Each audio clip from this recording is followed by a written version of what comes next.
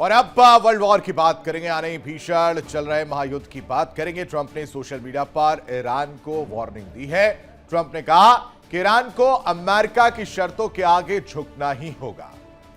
अगर उनकी शर्तें नहीं मानी गई तो इसके परिणाम गंभीर होंगे। ट्रंप की वार्निंग के बाद पश्चिम एशिया में तनाव और ज्यादा बढ़ गया है। और ईरान से वार्ता के लिए तैयार हो रहे ड्राफ्ट में अमेरिका ने यूरेनियम पर बड़ी शर्त रखी है। एक रिपोर्ट के मुताबिक अमेरिका डील के ड्राफ्ट में 60 दिन की डेडलाइन चाहता है और इसी बीच ईरान को संवर्धित यूरेनियम सरेंडर करना होगा। अब देखिए, अमेरिका का कहना है कि इसके बाद ही ईरान पर जो प्रतिबंध लगे हैं वो हटाए जाएंगे। ट्रंप ने कहा कि ईरान के साथ जल्दबाजी में किसी भी तरह का कोई समझौता नहीं होगा। ईरान को परमाणु बम बनाने के बारे में सोचना भी छोड़ देना चाहिए। ट्रंप ने ईरान को अब्राहम अकॉर्ड में शामिल होने का ऑफर भी दिया है। अब्राहम अकॉर्ड इजराइल और अरब देशों के बीच संबंध सामान्य बनाने के लिए किया गया एक समझौता है। अल जजीरा ने सूत्रों के हवाले से दावा किया है कि ईरान मामले पर ट्रंप के ऊपर भीषण आंतरिक दबाव यानी इंटरनल प्रेशर की बात जो है वो निकलकर सामने आ रही है।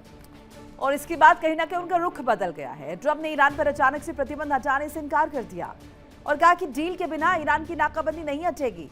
अमेरिकी विदेश मंत्री मार्को रूबियो ने भी स्टेटमेंट दिया है। उन्होंने कहा कि ईरान से परमाणु समझौता जल्दबाजी में नहीं होगा। 72 घंटे के भीतर डील संभव नहीं है और अगर डील फेल हुई तो अमेरिका के पास दूसरे विकल्प भी खुले हैं। यानी यहां पर जो है चेतावनी दी जा रही है, डराया जा रहा है। रूबियो ने कहा है कि हर हाल में होर्मुज स्ट्रेट खुलवा कर ही रहेंगे, इसके अलावा कोई और विकल्प नहीं है। यानी कुल मिलाकर अगर लबोलबाब इस चीज को समझा जाए, इस कहानी को अगर समझा जाए तो सिर्फ और सिर्फ प्रेशर क्रिएट करने की बात है। अपने मुताबिक अपनी चीजों के जरिए अपनी शर्तों पर अमेरिका चाहता है कि वो ईरान को झुका ले, लेकिन ईरान भी झुकने को तैयार नहीं है। डील से पहले ट्रंप की जो नई डिमांड है वो भी हम आपको बताते हैं। बिल्कुल, देखिए, अब्राहम अकॉर्ड को लेकर ट्रंप का नया फरमान जो है वो सामने आया है। ट्रंप के नए फरमान ने मुश्किल में डाल दिया है ईरान को और पाकिस्तान को भी, क्योंकि इसराइल को ईरान की मान्यता ट्रंप चाहते हैं और ईरान को अब्राहम अकॉर्ड में शामिल करना चाहते हैं ट्रंप। लेकिन 2025 की अगर बात की जाए तो 2025 में ट्रंप की डिमांड ईरान पहले ही ठुकरा चुका है। ट्रंप की मांग से कई मुस्लिम देशों को परेशानी भी देखने को मिल सकती है, जिसमें ईरान, सऊदी अरब, कतर, साथ ही साथ इसराइल। अगर इसराइल से अगर बात की जाए तो इसराइल से कूटनीतिक रिश्ते नहीं हैं इनके। तो ये एक महत्वपूर्ण डेवलपमेंट जो है वो सामने है। इन सबके बीच अमेरिका ईरान सीजफायर के बीच बहुत बड़ी खबर आपको बता रहे हैं। अमेरिका ईरान सीजफायर से जुड़ा हुआ अपडेट आपको बता रहे हैं। होर्मुज के पास ईरान के बंदर अब्बास में धमाके जो है वो देखने को मिल रहे हैं। बंदर अब्बास के सिरीक और जास्क कस्बों में ये धमाके जो है वो देखने को मिले हैं। तो इस वक्त की बड़ी जानकारी आपके साथ साझा कर रहे हैं, जिसमें होर्मुज के पास धमाके की बात निकलकर सामने आ रही, तस्वीरें भी जो है वो निकलकर सामने आई हैं, जिसमें कहा जा रहा है कि बंदर अब्बास में धमाके जो है वो एक के बाद एक देखने को मिले हैं, खासकर सिरीक और जास्क कस्बों के आसपास।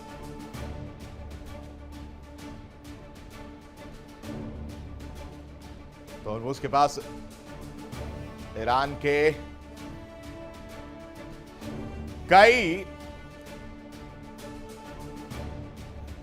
बंदरगाहों के आसपास जो है धमाके देखने को मिल रहे हैं। खासकर अगर बात की जाए बंदर अब्बास की तो वहां पर धमाके जो है वो देखने को मिले हैं। सिरीक और जास्क कस्बों में यह धमाका देखने को मिला है। तो देखिए, हॉर्मुज स्ट्रेट पर अमेरिका की नजर लगातार बनी है। पश्चिम एशिया का तनाव कम नहीं हो रहा है। परमाणु डील की बात साफ तौर पर कही जा रही है और इन सब के बीच लगातार ट्रंप ये भी दावा कर रहे हैं कि डील के बहुत बहुत बहुत नजदीक है हम। हालांकि डील के नजदीक है और इन सब के बीच तनाव की स्थिति बनी हुई है, ये एक बड़ा सवाल है। अब बंदर अब्बास में धमाके को लेकर एक और खबर जो है वो सामने आ रही है। एक और खबर आपको बता रहे हैं, बंदर अब्बास में धमाके नहीं, फायरिंग हुई है। ये कतर मीडिया के हवाले से जानकारी बता रहे हैं। मतलब जिस चीज को हम धमाका समझ रहे थे उसे फायरिंग जो है वो कहा जा रहा है। कतर मीडिया के हवाले से जो खबर सामने आ रही है, IRGC ने समुद्री जहाज पर फायरिंग की है। जवाबी कार्रवाई में कई सैनिकों के मारे जाने की खबर भी निकलकर सामने आई है। ये बंदर अब्बास की तस्वीर है, जहां पर सबसे पहले जो खबर निकलकर सामने आई कि बंदर अब्बास के जास्क और आसपास जो इलाका वहां पर एक के बाद एक कई हमले जो हैं मोनिका किए जाते हैं, उसके बाद से जो है ये आप तस्वीरें देख सकते हैं कि जो लपटें यहाँ की वो निकलकर सामने आ रही हैं। उसके बाद से कतर मीडिया की इन्वॉल्वमेंट होती है। कतर मीडिया की तरफ से कहा जाता है कि ये धमाके जो हमले के तौर पर नहीं, IRGC की तरफ से जो है वो हमला किया गया है और इसमें नुकसान की बात भी निकलकर सामने आ रही है। और इसी पर चर्चा करने के लिए तमाम मेहमान हमारे साथ जुड़े हैं। सबका परिचय एक एक करके हम आपसे करा देते हैं। हमारे साथ नासिर खान हमारे संवाददाता हमारे साथ जुड़े हुए हैं, साथ ही साथ ग्रुप कैप्टन आशीष सहाय रिटायर्ड रक्षा विशेषज्ञ के तौर पर जुड़े। बहुत बहुत स्वागत है सर आपका। हमारे साथ डॉक्टर अजिताभ सिंह, विदेश मामलों के जानकार है, बहुत स्वागत है sir. Very good morning to you. And Manoj Kumar, भू राजनीतिक विश्लेषक हैं, बहुत बहुत स्वागत है मनोज जी आपका भी। सबसे पहले आशीष सर आपसे ही इस चर्चा की शुरुआत करेंगे। एज यूजुअल परमाणु डील को लेकर कहानी है और अब तो बंदर अब्बास के आसपास हमले की चीजें जो है वो देखने को मिल रही हैं। हालांकि ये कहा जा रहा है कि IRGC की तरफ से ये जो है हमला किया गया है। जय हिंद आशीष। हाँ, तो अभी चूंकि एकदम फ्रेश न्यूज है व्यूअर्स पर्सपेक्टिव के लिए, दो हमले का जिक्र कर रहा है सेंटकॉम। एक उन्होंने प्रेस रिलीज अभी अभी जारी किया है, एक जहां IRGC की तरफ से हमला हुआ है किन्हीं शिप्स पे, और दूसरा US फोर्सेस ने हमला किया है कोस्टल एरियाज पे कुछ IRGC की बोट्स पे, जिनके लिए सेंटकॉम का कहना है कि वो माइंस को ले कर रहे थे। तो दो हमलों का जिक्र है अभी अभी बीते घंटों में, एक IRGC की तरफ से कुछ शिप्स पे, और जिसके बाद US फोर्सेस ने रिटेलिएटरी या सेल्फ डिफेंस, वो कह रहे हैं सेंटकॉम का कहना है सेल्फ डिफेंस में उन्होंने वापस हमले किए हैं उन बोट्स पे जो कि फर्दर माइंस ले कर रही थी। मतलब देखें, ये इस क्रिटिकल समय पे जब फाइनल डिसीजन में हो रहा है, दोनों जो वॉरिंग पार्टीज हैं अमेरिका एंड ईरान इतने ज्यादा इररिस्पॉन्सिबल तरीके से एक्ट कर रहे हैं। तो अमेरिका का बिकॉज ऑफ ट्रंप और ईरान की तरफ से बिकॉज ऑफ IRGC, और यही वजह है कि पिछले इतने महीनों से हम लोग रिपीटेडली जो भी एनालाइज कर रहे हैं वो एनालिसिस एक्सटेंड हो जा रही है, चेंज हो जा रही है, बिकॉज IRGC का इस समय फायरिंग करना या माइंस लेआउट करना डेफिनेटली ये दिखाता है कि उनके अंदर अभी भी कुछ ऐसे लोग हैं जो इतने ज्यादा हार्ड लाइन हैं कि वो वॉर को रुकने नहीं देना चाहते हैं, वो अपनी सत्ता छोड़ना नहीं चाहते हैं। उनकी इंपॉर्टेंस तभी है जब वो पावर में है, मिलिट्री मसल्स फ्लेक्स कर रहे हैं, अमेरिका से लड़ रहे हैं, तो ईरान के लोग उनको एक्सेप्ट कर रहे हैं। और दूसरी तरफ ट्रंप साहब हैं कि ऐसे क्रिटिकल समय पे एक नया क्लॉज लगाना कि तुम अब्राहम अकॉर्ड में शामिल हो जाओ, जबकि सारी चीज फाइनल डिटेल्स में जा रही हैं, उस वक्त एक नया क्लॉज, एक नया suggestion will put the mediator, Pakistan को एक डिफिकल्ट कंडीशन में डालेगा, ईरान को तो डेफिनेटली वो इरिटेट करेगा। जी आशीष। बिल्कुल, और इसी बात से जुड़ा एक अपडेट जैसे कि आपने जिक्र भी किया साई साहब, ईरान के बंदर अब्बास में US इजराइल का ऑपरेशन, दर्शकों के लिए बता दें, ईरान के बंदर अब्बास में अमेरिका इजराइल का ऑपरेशन, IRGC के खिलाफ अमेरिका इजराइल का यह एक्शन देखने को मिला जिसमें 4 ईरानी सैनिक मारे गए हैं। एक बार तस्वीरें भी सर आशीष दिखाएंगे वॉल पर, किस तरीके से सामने निकल कर आई। तो नेवल माइन बिछाने की बात जो है वो निकल कर सामने आई थी, जैसा कि हमारे जो पैनलिस्ट है वो भी ये चीज कह रहे थे। नेवल माइन बिछाने वाली 2 स्पीड बोट पर हमला किया गया है। ये स्पीड बोट की तस्वीर है जिस पर हमला करने की बात निकलकर सामने आ रही। मोनिका, एक के बाद एक कई धमाके जो है वो देखने को मिले हैं और आप देख सकते हैं कि जो थोड़ी दूर पर जो ट्रैफिक है वो भी चलता हुआ नजर आ रही है। यानी अब युद्ध के हालात इस स्तर तक हो गए हैं, लोगों की मानसिकता के लीजिए या सोच के लीजिए, या उन्होंने अपने आप को ढाल लिया है कि आए दिन हमले हो रहे हैं, लेकिन उन्हें इस चीज की जानकारी रहती है, इस चीज से वो रूबरू रहते हैं कि कभी भी हमला हो सकता है। तो यानी आम सामान्य जीवन की अगर हम बात करें तो लगातार हमले जो हो रहे हैं उससे ज्यादा फर्क पड़ता हुआ अब लोगों को नहीं देखने को मिल रहा है। अजिताभ जी, ये कहानी लगातार बढ़ती जा रही, बात तो सही है कि एक तरफ आप जो है तैयारी कर रहे हैं, फाइनल आप कह रहे हैं कि फाइनल टॉक चल रहा है और जो है ईरान मान जाएगा, इस लेवल की बातचीत चल रही है, दूसरी तरफ ये हमले जो है वो किए जा रहे हैं। क्या दर्शाते, क्या मंशा है? क्या ये एक टैक्टिक्स के तौर पर इसको देखा जाए कि नहीं ठीक है हमले जारी रखते हैं जिससे मैसेज ये जाए कि हम नहीं झुके हैं या उनकी बातों को हमने नहीं माना है? जी आशीष जी, बिल्कुल आपने सही कहा। देखिए ये समय जो है, समय बहुत बड़ा फैक्टर है दोनों अमेरिका और ईरान के लिए, और इस समय का एक तरह से कहिए सदुपयोग दोनों कर रहे हैं। एक तरफ तो ईरान अपनी को फोर्टिफाई कर रहा है, चाहे वो उसके मिसाइल के हो, ड्रोन के हो, माइंस हो, जो सी माइंस हैं वो बिछाने का हो, और इससे एक कहीं ना कहीं जब वार्ता के लिए जाएंगे तो वहां पे बढ़त बनाने की बात है, एक एडवांटेज की पोजीशन से बार्गेनिंग करने की स्थिति में होंगे। इसलिए ईरान ने ये कोशिश की होगी वहां पे एक मिसाइल साइट पे हमला हुआ है, जैसा कि सेंटकॉम कह रहा है। और दूसरा जो इनके 2 बोट्स थे जो माइंस बिछाने का काम कर रहे थे, उस पे उसको डिस्ट्रॉय कर दिया गया। ये सेंटकॉम का क्लेम है। बट दूसरी तरफ देखिए, अमेरिका भी कोशिश करेगा, वो तो कह रहा है सेल्फ डिफेंस में किया है, उसकी भी ये है कि गाहे बेगाहे अटैक की तो स्थिति बनती ही है। ऐसे में उसने इसको न्यूट्रलाइज करने की कोशिश की होगी बातचीत से पहले। तो ये सारा घूम फिर के अब देखिए आ जा रहा है कतर पे दारोमदार। अभी तक जिस तरह से कहा जा रहा था कि पाकिस्तान मेन मेडिएटर है, अब खुल के पूरी तरह से खेल आ गया कि Qatar is the main mediator. वो पहले से रहा है, पहले बैकग्राउंड में सर पता नहीं आपको था। याद है कि नहीं याद है, मैं जब चर्चा करता था, मैं और आशीष सर जब पैनलिस्ट के तौर पर जुड़ते थे, तो मैं उनसे कहता था कि बीच का रास्ता जो है वो किसी और देश पर रहेगा और कतर की इन्वॉल्वमेंट जो है देखने को मिलेगी। और आशीष सर ने कहा था कि मे बी, तो लेकिन अब कहीं ना कहीं मुझे लगता है कि मैं भी आप लोग के साथ जुड़ जुड़कर इतना अंदाजा तो लगा पा रहा हूं कि क्या कहानी चल रही है। देखिए मैं कतर में रह चुका हूं 1 दशक से ज्यादा, तो कतर के रग-रग से मैं वाकिफ हूं। मैंने वहां पे जितने पॉलिटिकल ऑफिसेज हैं, चाहे हमास का हो या हिजबुल्लाह का हो, ये सारे हमने देखे हैं। और कैसे वहां पे पॉलिटिक्स चलती है और ये कैसे इस तरह के निगोशिएशन होते हैं, उसमें अल जजीरा का क्या रोल है, कतर का क्या रोल है, मैंने क्लोज से देखा है। और डेफिनेटली कतर ने एक बहुत बड़ा रोल प्ले किया है अमेरिका के वास्ते भी कह लीजिए, तो मिडिल ईस्ट में जो अमेरिका की साख बढ़ी है, पहुंच बढ़ी है, या निगोशिएशन स्किल्स में आप जैसे फिलिस्तीन का मुद्दा है, कतर ने एक बहुत बड़ा रोल किया वहां एग्रीमेंट लाने में, हमास को समझाने में। दूसरी तरफ अफगानिस्तान में जो प्रिवेल किया और अमेरिका ने जो जिस तरह से एग्रीमेंट किया, उसमें भी कतर का बहुत बड़ा रोल था, क्योंकि तालिबान का पॉलिटिकल ऑफिस दोहा में था, जो मैंने देखा भी है। दूसरी तरफ आप देखिए, अरब के कई देश और यमन वगैरह के भी युद्ध को उसने रोकने में बहुत बड़ी भूमिका निभाई। अफ्रीका में कई ऐसे कॉन्गो में हुए या सोमालिया में, उस तरह के भी विवादों को सुलझाने में कतर का बहुत बड़ा रोल रहा है। तो एक मेडिएटर के रूप में कतर की साख भी रही है, फंडिंग उनके पास पूरी है, और शांति का वो एक संदेश लेके जाते हैं, तो उसकी एक्सेप्टेबिलिटी भी अक्रॉस दी वर्ल्ड है। इसलिए वहां पे इस तरह के वारदात हुए हैं और कतर का एक अहम रोल बढ़ के निकला है। बल्कि और भी कई, अगर इंटरनेशनल फोरम की बात की जाए तो वर्ल्ड ट्रेड ऑर्गेनाइजेशन जो बना, उसका 1995 में इनफैक्ट कतर से ही 2.5 राउंड्स ऑफ टॉक्स हुए और कई ऐसे हुए हैं। तो अब भी मुझे लग रहा है कि शायद कतर एक बढ़ के आएगा। और चूंकि ईरान का एक बड़ा डेलीगेशन गया हुआ है, जिसमें इस वार्ता के जो सबसे मुख्य किरदार हैं, अमेरिका के साथ वार्ता के जो गालिबाफ हैं, वहां के ईरान के मजलिस के जो स्पीकर हैं, इनफैक्ट वो कल फिर से चुने गए हैं, शायद 7वीं बार या 11वीं बार वो फिर से चुने गए हैं स्पीकर। तो वो पहुंचे हुए हैं, अब्बास अरागची जो विदेश मंत्री हैं वो भी पहुंचे हैं, और साथ में सेंट्रल बैंक जो ईरान का है उसके भी गवर्नर पहुंचे हुए हैं।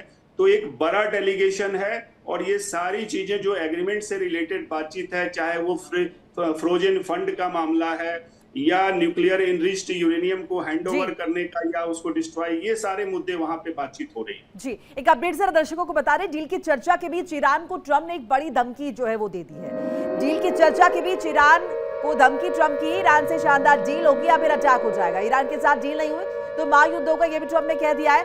और अगर युद्ध होता है तो परिणाम गंभीर होंगे। ईरान को अब्राहम अकॉर्ड में शामिल होने की मांग भी की गई है। मनोज जी, ये अब्राहम अकॉर्ड की वजह से क्या दिक्कत पेश आ सकती है, क्योंकि ईरान इस पर सहमति जताता हुआ नहीं दिख रहा है?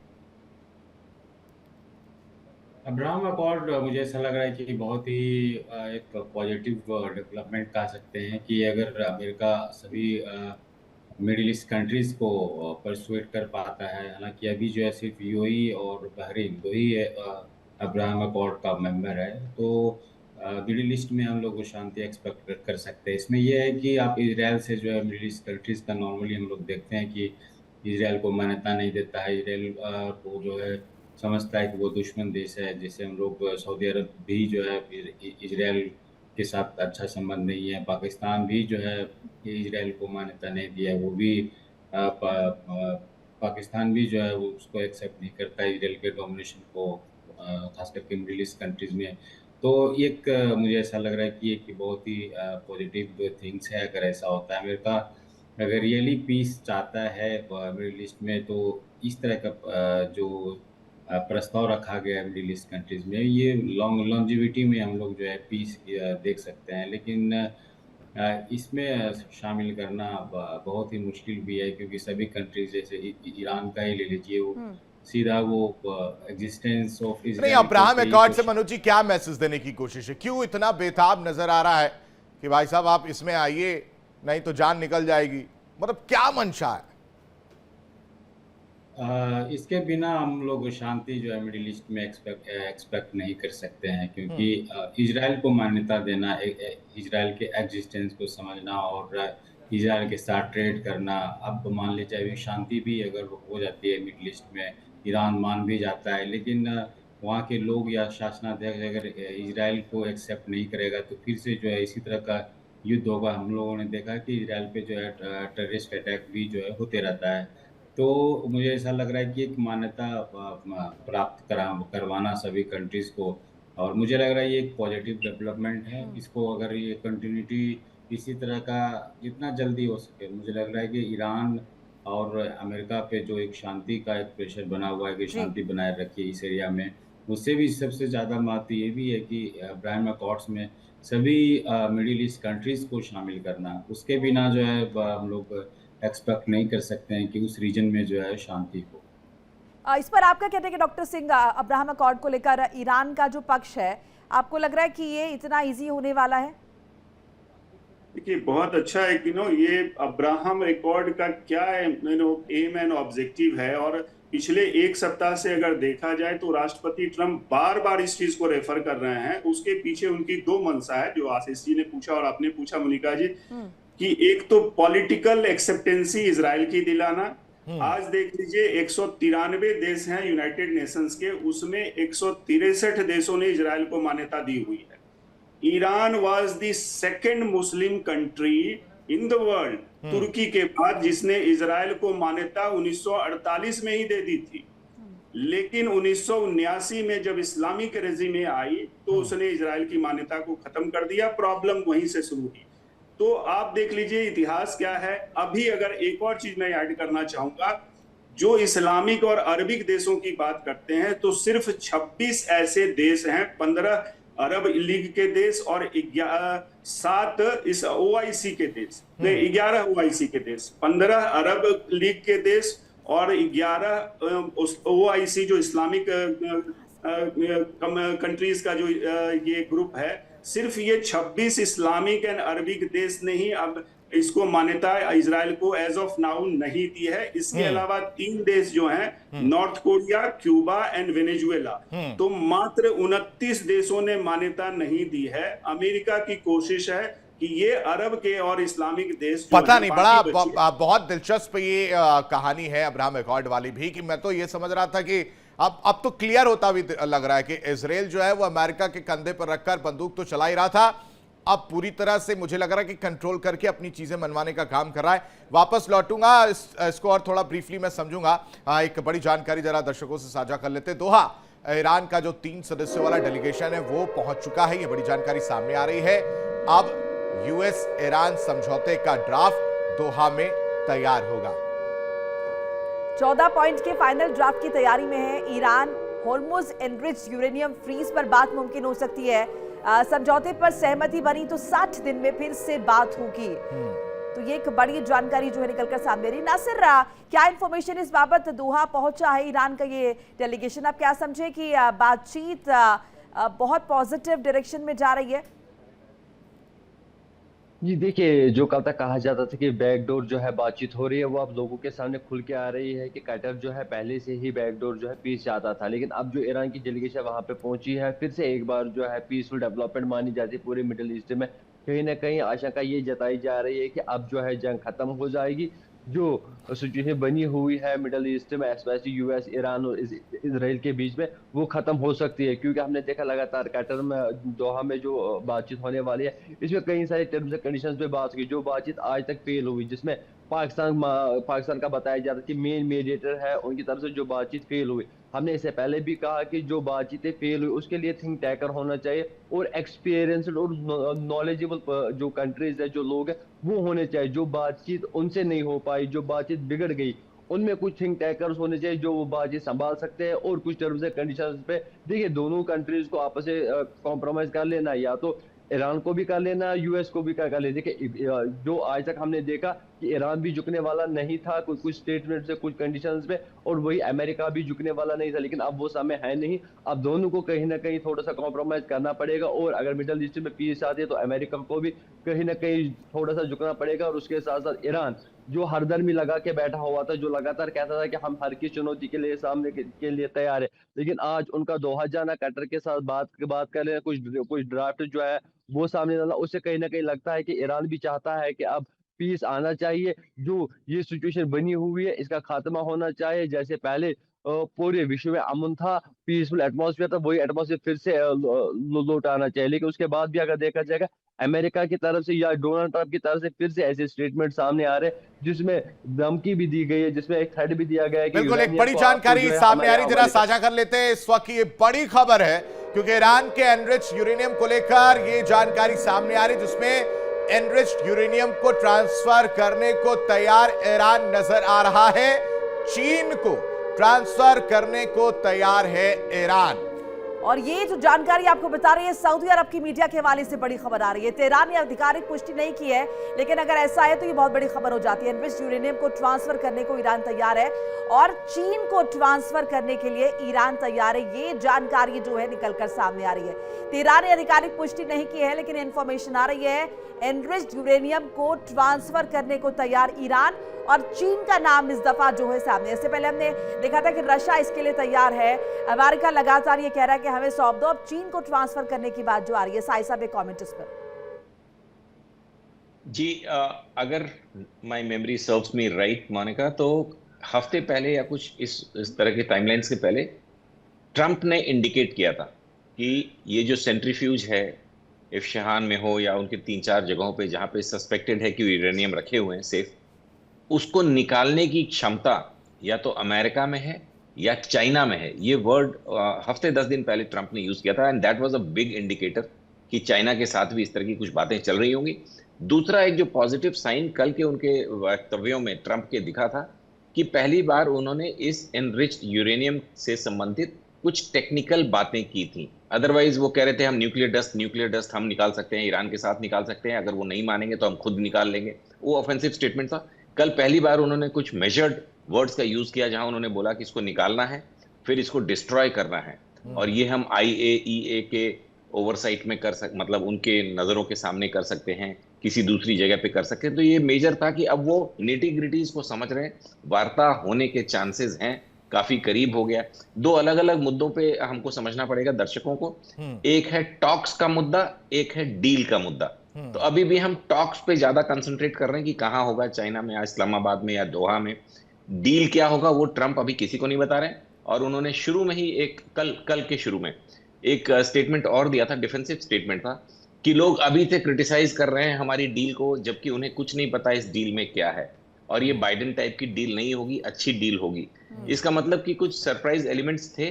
चाइना जाने वाले थे या चले गए पाकिस्तान के जो जनरल हैं, तो चाइना को भी लास्ट मोमेंट इसमें लूप इन किया जा रहा है। आपने सही कैप्चर किया कि दोहा में कुछ बहुत मेजर डिस्कशंस हो रहे हैं, तो उधर एक काफी पॉजिटिव डेवलपमेंट पिछले 24-36 घंटों में दिखे हैं। बट अब ये सडन सरप्राइज अटैक्स दोनों तरफ से, तो बहुत एक और चीज इसमें मैं चाहूंगी कि आप थोड़ा इलैबोरेट करें। देखिए इससे पहले जब हम बात कर रहे थे लगातार यूरेनियम को लेकर, तो ये भी कहा जा रहा था कि कहीं ना कहीं अमेरिका को ये मंजूर नहीं है कि रशिया को ये जो है रशिया इसको रखे अपने पास, क्योंकि वो ज्यादा सशक्त हो जाएगा एज कंपेयर टू अमेरिका।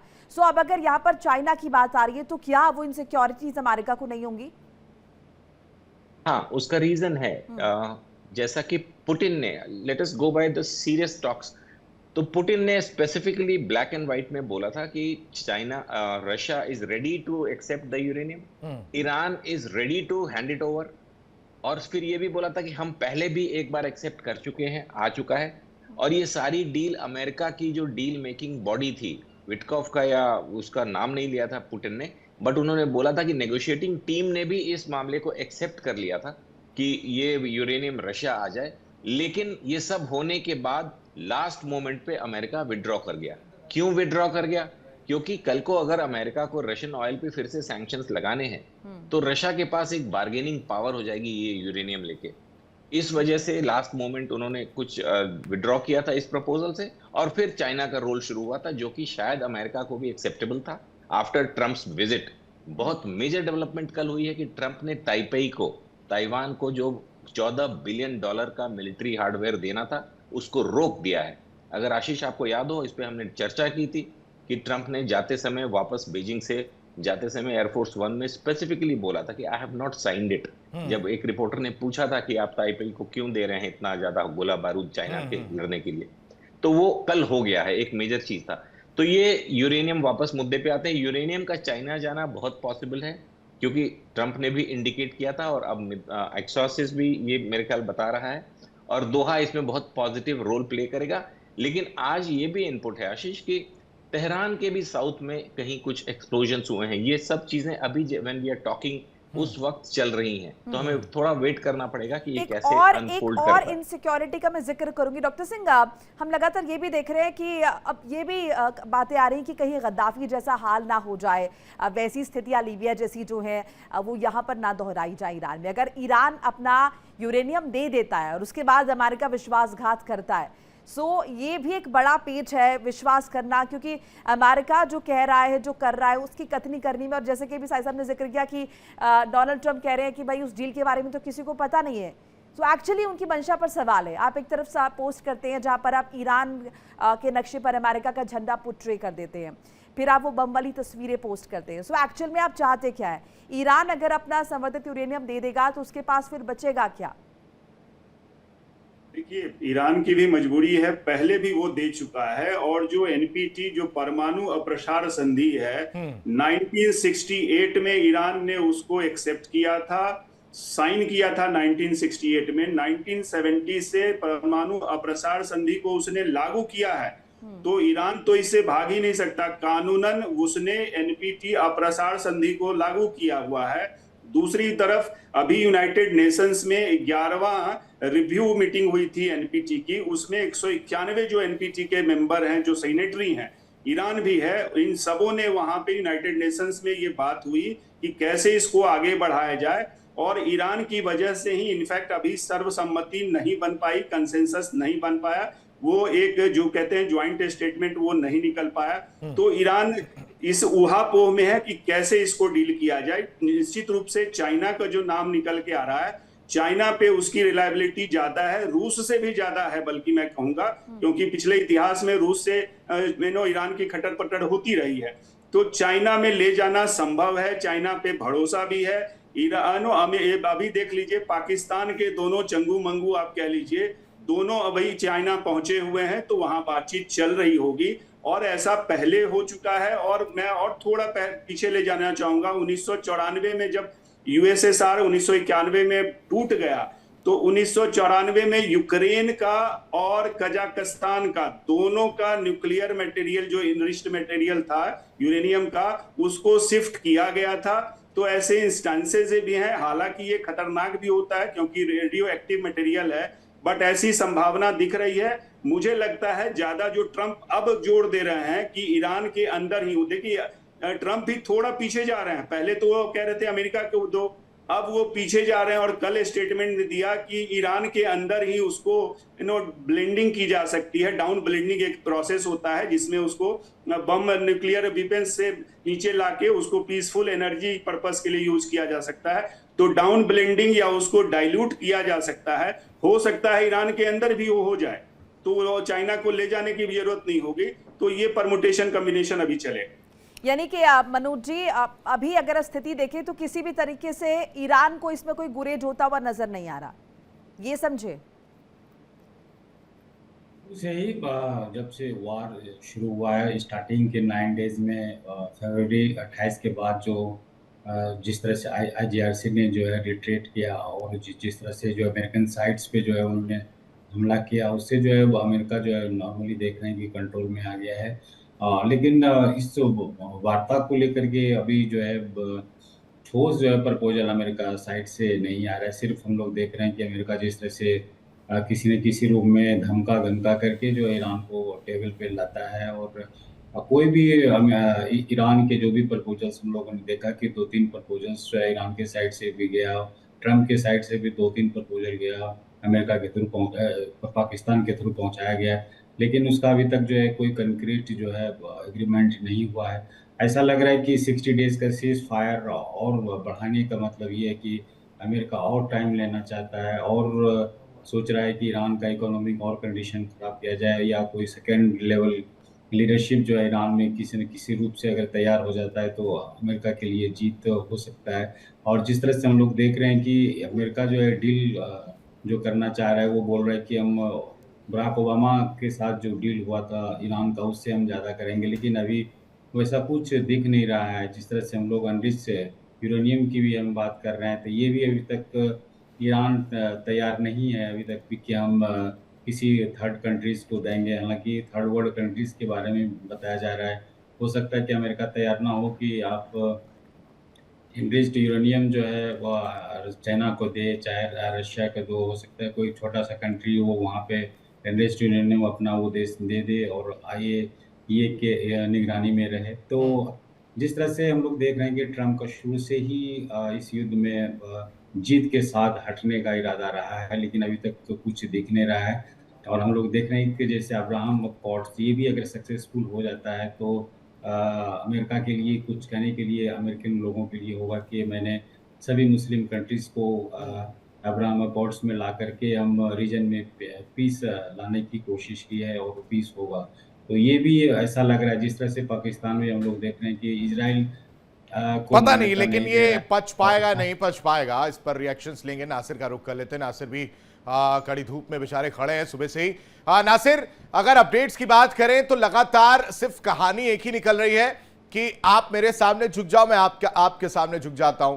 फिर पाकिस्तान वाया कतर जो है वो पहुंच रहे हैं। कतर की कहानी जो देखने को मिल रही है, फिर कह रहे हैं कि 60 दिन बाद जो है दोबारा बातचीत हो सकती है। लब्बो लवाब अब ये है कहानी कि भाई साहब मान जाइए, नहीं तो हमले तो अब शुरू हो चुके हैं। आज की अगर हम बात करें तो अमेरिका जिस तरह से स्पीड बोट पर हमले की बात निकलकर सामने आ रही है, ये बता रहा है कि ये भी एक तरह से ना फेक करने की बात हो रही है, ये बातचीत वाली। और मैं इसका पहले भी जिक्र कर चुका हूं कि सिर्फ और सिर्फ ये कहानी बताई जा रही है, हमला होगा ही होगा।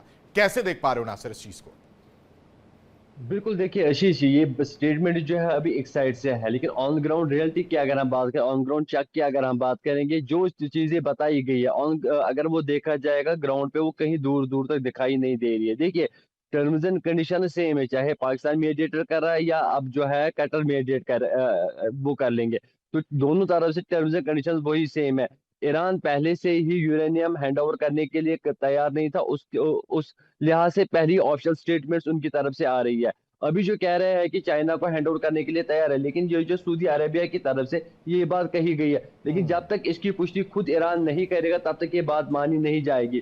क्योंकि इससे पहले भी कई सारे स्टेटमेंट जो है मीडिया में हमें देखने को मिले, चाहे न्यूयॉर्क टाइम्स की बात करें, अल जजीरा की बात करें, या बाकी वेस्टर्न मीडिया की अगर बात करें, वहां पे ऐसी स्टेटमेंट सामने आई जिसपे ईरान ने बिल्कुल उल्टा जवाब दिया। यानी कि अगर कुछ मीडिया ने कुछ पोस्ट किया कि जी ईरान तैयार है बातचीत करने के लिए, बातचीत आखिरी फेज में, ये कब से हम सुनते आ रहे हैं और कब से इस बात को जो हम डिस्कस कर रहे हैं कि बातचीत आखिरी फेज में, स्टेट ऑफ हॉर्मोज खुलने वाला है। लेकिन फिर अगर देखा जाएगा, ना तो वो स्टेट ऑफ हॉर्मोज अभी तक खोला गया, ना ही जो है बातचीत फाइनल फेज तक पहुंची। लेकिन अब उम्मीद ये लगाई जा रही है कि अब कतर में जो बातचीत हो रही है, मे बी इसमें जो है कुछ रिलैक्सेशन हो सकती है। लेकिन जो टर्म्स एंड कंडीशंस है, उन पे ये देखना है कि उन पे दोनों कंट्रीज को कैसे जो है मोटिवेट किया जाएगा। इस चीज के लिए ये चीज जो है, जो जिसमें आज तक पाकिस्तान मीडिएट करता रहा, यूरेनियम की बात हो, स्टेट ऑफ हॉर्मोज की बात हो, या फिजिक एसिड जो ईरान की है उस पर बातचीत होगी, वो बिल्कुल फेल हो चुकी है। लेकिन टर्म्स एंड कंडीशंस तो वही है। एक तरफ से आप कह रहे हैं कि पीस जो है वो पहुंचने वाला है फाइनल स्टेज में, लेकिन टर्म्स एंड कंडीशंस वही है जिसमें ना ईरान एग्री है अभी मानने के लिए, ना ही यूएस अभी एग्री है मानने के लिए। अब ये देखने वाली बात होगी क्या जो आप कतर में बातचीत हो रही है, क्या वो भी फेल हो जाएगी, या वहां से कोई पॉजिटिव रेस्पॉन्ड आ सकता है जिससे मिडल ईस्ट में जो है पीसफुल एटमॉस्फेयर बन सकता है। ये देखने वाली बात होगी, लेकिन अभी दूर दूर तक जो है इस बात की कोई ये ना वो सिग्नल नहीं मिल रही है कि जो ईरान को कंडीशंस दी गई ईरान उस पर विलिंग होगा, या जो ईरान की तरफ से यूएसए को टर्म्स एंड कंडीशंस दे रहे अमेरिका की तरफ से पहले ही क्वेश्चन क्लियर दिया, बोला गया है कि कोई भी बातचीत नहीं, कोई भी कंडीशंस मानी नहीं जाएगी, जो कंडीशंस हम रखेंगे। बिल्कुल नासिर, एक और अपडेट जरा दोहा से आ रहा है, वो साझा कर ले। अमेरिका ईरान समझौते पर दोहा से एक बड़ी खबर आ रही है, दर्शकों को जरा बताते चले। फ्रीज फंड को लेकर अमेरिका ईरान में समझौता हुआ, कतर की मीडिया के हवाले से बड़ी खबर आपको बता रहे हैं। फ्रीज फंड पर समझौते को लेकर जल्द घोषणा मुमकिन। अमेरिका ने 1979 में ईरान पर प्रतिबंध लगाया था, उसको लेकर ये कहानी अब एक बार फिर से ये ट्विस्ट देखने को मिल रहा है। इस महायुद्ध में ये पिक्चर बेहद दिलचस्प होती जा रही है, जिसमें अब ये खबर सामने आ रही फ्रीज फंड को लेकर कि यूएस ईरान में समझौता जो है वो हुआ है। कतर की मीडिया के हवाले से ये खबर निकलकर सामने आ रही है, यानी सैंक्शंस वाली लड़ाई वो खत्म होती हुई कहीं ना कहीं धीरे धीरे नजर आने वाली है, क्योंकि अब तक आधिकारिक पुष्टि की अगर बात की जाए तो उस तरह से नहीं देखने को मिल रहा है। साहब सर, ये कहानी, ये पिक्चर एक के बाद एक ट्विस्ट जो है इसमें देखने को मिला, और इससे बेहतरीन पिक्चर जो इस वक्त पूरी दुनिया नहीं देख पा रही होगी। आशीष, ये हॉलीवुड थ्रिलर है, हर रोज एक नया एक्सट्रीम पहुंचता है। लेकिन फंड्स को अनफ्रीज करने का और सैंक्शंस को हटाने का ईरान का जिद डे 1 से है कि हमारे फंड्स को, क्योंकि काफी लॉसेस हैं उनके, यूएस में तो कम है, गल्फ कंट्रीज में उनके बहुत से मेजर इंक्लूडिंग सऊदी, जहां पे फंड्स को फ्रीज किया हुआ है। और अभी वो डेस्परेट हैं क्योंकि उनके जब से ऑयल सेल पे ये नाकेबंदी लगी है तो उनका रेवेन्यू बहुत डेंजरसली डिप्लीट कर रहा है, despite following Russia and Pakistan routes, land routes to China. वो पीछे पीछे जो कुछ भी कर रहे हैं, जिसको अमेरिका अभी मैप नहीं कर पा रहा है या कर रहा है तो बातें नहीं हो रही हैं। तो ये फंड फ्रीज करने के लिए शायद इन प्रिंसिपल ऐसा लग रहा है, though Trump is keeping it very close to his chest, वो नहीं बता रहे, लेकिन फंड को अनफ्रीज करने के लिए वो तैयार हो जाएंगे अगर हॉर्मुज को खोल दिया जाता है। सारा मुद्दा ईरानियन फॉरेन सर्विसेज के लोग जो थोड़े अकलमंद दिख रहे हैं, पिछले 1.5-2 महीनों से जो बातें वो कर रहे हैं, उनकी बातें आईआरजीसी मान रहा है कि नहीं, वाहिदी सुन रहा है कि नहीं, उस पर मैं कमेंट नहीं कर सकता अभी। लेकिन उन्होंने इस पूरे मुद्दे को 2 वर्टिकल्स में डालना चाहा है। एक, युद्ध रोको, उसके लिए बातें करो, हॉर्मुज खोलना है या कुछ और प्रॉमिसेस करने कि हम फंड्स रिलीज कर देंगे, हमारा तेल जाने दो। और दूसरा मुद्दा है अनवेपनाइजेशन, WMD रोकना, या प्रॉक्सीज का सपोर्ट, या एटॉमिक बॉम्ब, या मिसाइल। ये 4-5 दूसरे मुद्दे हैं जिसके लिए ये ईरान अब कह रहा है कि इनको हम आगे, ये जो 60 दिन का एक बात हो रहा है ना कि नेक्स्ट 60 डेज, वो कह रहे हैं कि अगर ये सारी चीजें साथ लेके चलेंगे मोनिका, तब हम कहीं नहीं पहुंचेंगे। तो इसको 2 तरीके से डील करते हैं। एक, युद्ध रोकने की जो इमीडिएट बातें हैं, क्या करनी है, उसमें क्या क्या होगा, और दूसरा जो मेजर मुद्दे हैं उसको इससे अलग करके फिर टेबल पे बैठ के बात कर लेंगे। जी मोनिका जी, एक और अपडेट जरा आ रहा है एनरिच्ड यूरेनियम से जुड़ा हुआ, जिस पर ट्रंप ने डिमांड रखी है। ईरान के एनरिच्ड यूरेनियम पर ट्रंप की बड़ी मांग, एनरिच्ड यूरेनियम अमेरिका को सौंपे ईरान, ये ट्रंप द्वारा कहा गया है। यानी कहानी देखिए, ये थ्रिलर बेस्ड जो पूरी कहानी है, आशीष सर भी यही कह रहे हैं कि पहले तो हो रहा है कि ईरान चाइना को सौंपने को तैयार है, ट्रंप मान भी सकते थे, लेकिन अब ट्रंप ने फिर से जो है इसमें इन्वॉल्वमेंट उनकी देखने को मिल रही है। कह रहे हैं अमेरिका को सौंप दिया जाए, IAEA की मौजूदगी में एनरिच्ड यूरेनियम नष्ट हो। अजदाब सर, कैसे देखें अब इस चीज को, पहले चाइना अब अमेरिका? देखिए, ट्रंप ने क्लियर कट कहा है और अमेरिका की पॉलिसी है no dust no dollar. Dust means uranium dust नहीं दोगे, हम डॉलर नहीं देंगे, जिसकी फ्रोजन एसेट की बात जो हो रही है। और ये अब इजराइल के दबाव में, इजराइल का क्लियर कट ऑब्जेक्टिव है कि भाई यूरेनियम या खास करके न्यूक्लियर वेपन्स नहीं हो सकता, इसकी अमेरिका गारंटी दे। तो इजराइल के दबाव में है अमेरिका, और इसलिए ये सबसे बड़ा मुद्दा है। नो डस्ट नो डॉलर, ये बार्गेनिंग चिप वहां पे है। क्योंकि अब देख लीजिए, एक तरफ तो चीन लेने के लिए तैयार है, लेकिन अमेरिका कह रहा है या तो मुझे दो, या ईरान के अंदर ऐसी संभावना है, मुझे ज्यादा दिख रही है। क्योंकि परसों ईरान के राष्ट्रपति ने स्टेटमेंट दिया है कि ईरान का न्यूक्लियर वेपन्स बनाने का कोई इरादा नहीं है, ना कोई पॉलिसी है। और ये मैं फिर से कहना चाहूंगा, ईरान के जो सुप्रीम लीडर अयतुल्ला खamenei थे, उन्होंने भी कई बार ऐसा कहा है कि ईरान न्यूक्लियर वेपन्स नहीं बनाना चाहता। ऑफिशियल स्टेटमेंट है, कानून सम्मत भी है। तीसरी तरफ पहले भी है उसने रूस को दे चुका है। तो ये बहुत बड़ा नहीं, और इजराइल की जिद है यहाँ पे, और उसकी चूंकि एग्जिस्टेंस का वो जो कहता है एक थ्रेट का जो है, तो वहां पे यूरेनियम और न्यूक्लियर प्रोग्राम ये बहुत बड़ा मुद्दा होगा। इस पे ट्रंप नहीं झुकेंगे और डॉलर तब तक नहीं रिलीज करेंगे जब तक ये जिसको वो न्यूक्लियर डस्ट कहते हैं वो दे दे। अब फ्रोजन फंड की जिसकी डॉलर की हम बात कर रहे हैं उस पे थोड़ा सा देखिए कितना इंपॉर्टेंस है। लगभग 100 से 120 अरब डॉलर ईरान का फंड अमेरिका के हवाले है। अमेरिका ने किसी तरह से उसको फ्रीज कर रखा है सैंक्शन के तहत। नाउ उस 100 से 120 डॉलर में 7 अरब डॉलर इंडिया के पास भी है, 6 अरब डॉलर कतर के पास रखा हुआ है। और इसकी कितनी इंपॉर्टेंस है वो मैं बता दूं कि ये जो एक साल में ईरान जितना पेट्रो प्रोडक्ट्स बेचता है, ऑयल एंड गैस, उसका लगभग ये 3 गुना ज्यादा ये फंड है, 3 गुना। और ईरान की जीडीपी का 1/4 1/4 भाग है। सोचिए कितना बड़ा फंड है ईरान के। तो बल्ले बल्ले हो जाए अगर ये रिलीज हो जाए तो ईरान चाह रहा है जी। पर लेकिन इस पर विचार, बिल्कुल इस पर कोई विचार करे ईरान, तब तो ईरान अगर इन सब चीजों पर विचार करता तो शायद कहानी कुछ और होती। लेकिन उसके लिए उतना इंपॉर्टेंट हो जाता है अपने डिफेंस के लिए कह लीजिए, या एनरिच यूरेनियम को लेकर मुखर रहने की बात हो कि वो कितना महत्वपूर्ण है, उसके लिए भी उस पर भी बात है यहाँ पर झुकने की। आप आगे बढ़ेंगे लेकिन एक और बड़ी जानकारी मोनिका जल्दी से साझा कर देते हैं। बिल्कुल, हिजबुल्लाह के खिलाफ इजराइल का नया ऑपरेशन जो है वो सामने। हिजबुल्लाह के खिलाफ एरोज ऑफ फायर लॉन्च हुआ है। इजराइल के पीएम बेंजामिन नेतन्याहू का स्टेटमेंट सामने आया है। हिजबुल्लाह के खिलाफ जंग जारी है। बेंजामिन नेतन्याहू हमने 600 से ज्यादा आतंकियों को मारा है। नेतन्याहू ने कहा हमलों की रफ्तार बढ़ाने जा रहा है इजराइल, ये नेतन्याहू की तरफ से कहा गया। אנחנו במלחמה עם חיזבאללה. רק בשבועות האחרונים, הלוחמים הגיבורים שלנו חיסלו למעלה מ-600 מחבלים. אני רוצה שתדעו את זה. למעלה מ-600 מחבלים. אבל אנחנו לא מורידים את הרגל מהדוושה. להפך, אמרתי ללחוץ על הדוושה עוד יותר. אנחנו נכה בהם, נכון, הם יורים עלינו רחפנים, רחפני סיב, יש לנו צוות מיוחד שעובד על זה, וגם את זה נפתור.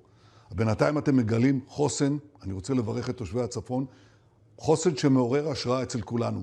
אבל מה שזה מחייב אותנו עכשיו, זה להגביר את המכות, להגביר את העוצמה, אנחנו נכה אותם שוק על ירך. तो और हम लोग को तेज करने के बाद नेतन्याहू कहते हुए नजर आ रहे। एक और बड़ी जानकारी, इजराइल ने लेबनान पर ताबड़तोड़ हमले किए हैं। ये इस वक्त की बड़ी खबर है। 5 से ज्यादा शहरों पर एयर स्ट्राइक की खबर सामने आ रही है। हिजबुल्लाह को निशाना बनाकर इजराइल की एयर स्ट्राइक में 7 लोगों की मौत की खबर भी आ रही है। कई लोग जख्मी हुए हैं। लगातार इजराइल की तरफ से ये अटैक किए जा रहे हैं और लोगों की मौतें हो रही है, कई लोग जख्मी भी हुए हैं। बिल्कुल, नासिर का रुख कर लेते जल्दी से। नासिर, एक के बाद एक लेबनान की अगर हम बात करें, इजराइल कहर बरपाता हुआ नजर आ रहा है। एक बार फिर से ताबड़तोड़ हमले जो देखने को मिल रहा है। बिल्कुल, देखिए आशीष, ये आज पहली बार नहीं है। इससे पहले भी जो है क्लियर कट में कहा गया है कि हिजबुल्लाह पे जो है हमले नहीं रुकेंगे, हिजबुल्लाह का पूरा खात्मा होगा। ये इजराइल की तरफ से पहली रणनीति रह चुकी है। उसके बाद आप देख लीजिए, जब सीज फायर हुआ, सीज फायर के बाद भी लगातार जो है इजराइल ने हिजबुल्लाह को निशाना बनाया और कई सारे उनके जो मेन हेडक्वार्टर्स है जहाँ पे वो रहते थे, जहाँ पे वो पनाह गाली, उसके बाद जो सिविलियन एरियाज में उन्होंने पनाह गाली, वहां पे भी जो उनको हिट किया गया। कुल मिला के अगर देखा जाएगा, हिजबुल्लाह का खात्मा जब तक नहीं होगा तब तक इजराइल जो है पीछे हटने का नाम नहीं लेगा। इससे पहले भी क्लियर कट में कहा गया था, सीज फायर में भी ये बात कही गई ईरान की तरफ से कि लेबनान पे जो है एयर स्ट्राइक रुकनी चाहिए इजराइल की तरफ से। लेकिन वो बात अब दूर दूर तक कहीं दिखाई नहीं दे रही। आज ईरान जो है लेबनान की बात कहीं पे कर नहीं रहा है। इजराइल की तरफ से जो पहले से क्लियर कट किया गया था कि हिजबुल्लाह का खात्मा, एक तरफ बात चल रही है अमेरिका ईरान के बीच और दूसरी तरफ हम देख रहे हैं कि हिजबुल्लाह पर लगातार अटैक हो रहे हैं और वो ईरान की जो डिमांड थी हिजबुल्लाह पर हमले ना हो तो कहीं नजर ही नहीं आ रहा। फिलहाल वक्त हमारे पास इतना ही। आप सभी का बहुत बहुत शुक्रिया हमारे साथ जुड़ने के लिए, अपनी कीमती राय साझा करने के लिए इंडिया डेली के माध्यम से। तो घटनाक्रम तेजी से बदल रहा है और पल पल की अपडेट्स लगातार आपके साथ हम साझा कर रहे हैं। और यार तो कुछ पलों के लिए इंडिया डेली अब आपके स्मार्ट टीवी पर भी मौजूद है। देखिए इंडिया डेली 24/7 अब आपकी स्मार्ट टीवी पर। इंडिया डेली मौजूद है सभी डिजिटल प्लेटफॉर्म पर लाइव और लगातार। इंडिया डेली 24/7 हर दिन राष्ट्र को समर्पित।